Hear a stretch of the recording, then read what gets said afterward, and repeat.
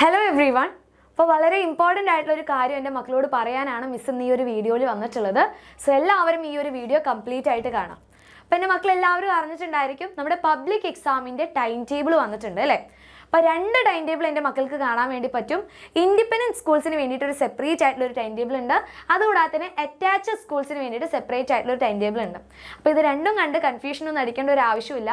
Independent schools എന്ന് പറഞ്ഞു കഴിഞ്ഞാൽ അതൊരു LP സ്കൂൾസ് ആയിരിക്കാം, അല്ലെങ്കിൽ UP സ്കൂൾസ് ആയിരിക്കാം. അവിടെ ഹൈസ്കൂൾ ഉണ്ടായിരിക്കില്ല. അപ്പോൾ അവർക്ക് സെപ്പറേറ്റ് ആയിട്ടുള്ള ടൈം ടേബിൾ ഉണ്ടായിരിക്കും. അതാണ് നമ്മുടെ ഇൻഡിപെൻഡൻറ്റ് സ്കൂൾസിൻ്റെ ടൈം ടേബിൾ എന്ന് പറയുന്നത്. ഇനി നമ്മുടെ അറ്റാച്ച്ഡ് സ്കൂൾസിൻ്റെ കേസ് ആണെങ്കിൽ അവിടെ ഹൈസ്കൂളും കൂടി അറ്റാച്ച്ഡ് ആയിരിക്കും.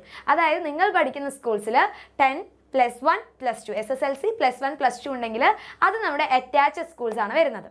ഓക്കെ, അപ്പോൾ അവർക്ക് വേണ്ടി സെപ്പറേറ്റ് ആയിട്ടുള്ള ഒരു ടൈം ടേബിൾ ഉണ്ടായിരിക്കും.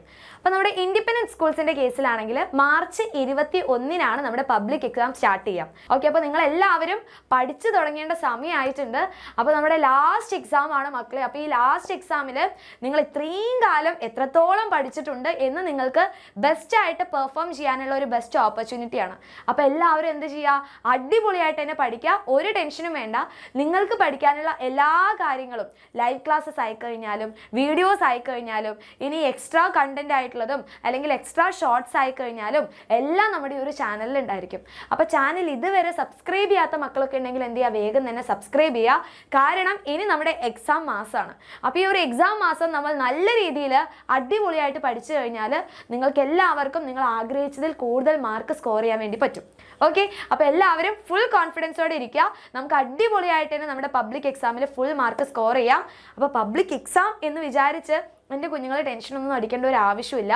പബ്ലിക് എക്സാം എന്ന് പറഞ്ഞാൽ നിങ്ങളെ ടെസ്റ്റ് ചെയ്യാനുള്ള എക്സാമാണ്. ഇത്രയും കാലം നിങ്ങൾ എത്രത്തോളം പഠിച്ചു എന്ന് ടെസ്റ്റ് ചെയ്യാനുള്ള എക്സാമാണ്. അത് കഴിഞ്ഞ് നിങ്ങൾ വേറൊരു പുതിയ ക്ലാസ്സിലോട്ടും പുതിയ ടെക്സ്റ്റ് ബുക്കും പുതിയ പാഠങ്ങളൊക്കെ പരിചയപ്പെടാൻ വേണ്ടി പോവുകയാണ്. അപ്പോൾ ഈ ഒരു ക്ലാസ്സിൽ നിങ്ങൾ എത്രത്തോളം നന്നായിട്ട് പഠിച്ചു എന്ന് ടെസ്റ്റ് ചെയ്യുമ്പോൾ നിങ്ങൾ എന്ത് ചെയ്യണം, അതിൽ ഫുൾ മാർക്ക് എന്തായാലും മേടിച്ചു കൊടുക്കാം. ഓക്കെ, അപ്പോൾ അതിന് വേണ്ടിയിട്ടുള്ള എല്ലാ ഹെൽപ്പും നമ്മുടെ എക്സാം വിന്നറിൻ്റെ ഭാഗത്തു നിന്നുണ്ടായിരിക്കും. സോ കറക്റ്റായിട്ട് നമ്മുടെ ലൈവ് ക്ലാസ്സും കാര്യങ്ങളൊക്കെ കാണുക. കറക്റ്റായിട്ട് ഫോളോ ചെയ്ത് കഴിഞ്ഞാൽ എല്ലാവർക്കും നല്ല മാർക്ക് സ്കോർ ചെയ്യാൻ പറ്റും.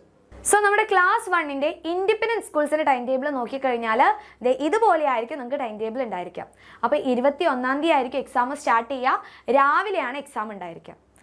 ഇനി നെക്സ്റ്റ് നമ്മുടെ അറ്റാച്ച്ഡ് സ്കൂൾസിൻ്റെ ടൈം ടേബിൾ നോക്കിക്കഴിഞ്ഞാൽ ഇതുപോലെയാണ് നിങ്ങൾക്ക് അറ്റാച്ച്ഡ് സ്കൂൾസിൻ്റെ ടൈം ടേബിൾ ഉണ്ടായിരിക്കുക. അപ്പോൾ ഇത് കറക്റ്റായിട്ട് നോട്ട് ചെയ്യുക, അടിപൊളിയായിട്ട് പഠിക്കുക, ഫുൾ സെറ്റാക്കുക.